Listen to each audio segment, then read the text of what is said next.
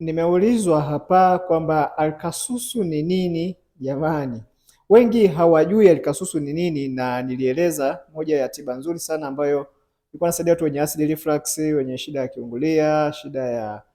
pamoja madonda ya tumbo, koo na mambo mengine. Sasa alkasusu hii kwanza ni dawa ya asili ya Kiarabu ambayo inatokana na mmea au mti fulani hivi kutoka huko nchi za Kiarabu, na mara nyingi unatumika kama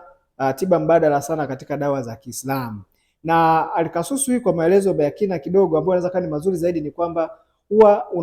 unatengenezwa kama unga au kama mafuta ambayo yanaweza yakachanganywa kwenye asali, kwenye tangawizi au ikachanganywa kwenye mdarasini na au ile inaitwa herbal soda, ambapo mchanganyiko wa herbal soda, tangawizi pamoja na asali pia na wenyewe ni mzuri sana kwa watu ambao wana changamoto za koo, yes, pamoja na acid reflux. Sasa faida zake ni kwamba inasaidia kuondoa sumu mwilini, lakini pia inasaidia kurekebisha mmeng'enyo wa chakula, lakini pia inasaidia kwa watu ambao wana matatizo ya tumbo pamoja na asidi ambazo zimezidi sana ndani ya tumbo, lakini pia watu wenye matatizo ya figo pia huwa inakuwa inawasaidia sana. Kwa hiyo nilikuwa nimegusia hasa kwenye engo ya mmeng'enyo wa chakula, hasa kwa watu ambao wana shida ya acid reflux, wana shida ya makohozi, wana shida ya koo linakuwa linakauka, na watu ambao wana shida kwenye upande wa asidi na upande wa vidonda vya tumbo. Lakini kumbuka kwamba mchanganyiko huu nilikuwa nimeuweka ambao ni mahususi. Kwa kama unataka nikwambie ni mchanganyiko gani, basi unaweza ukanitafuta, namba yangu ipo kwenye bio hapo,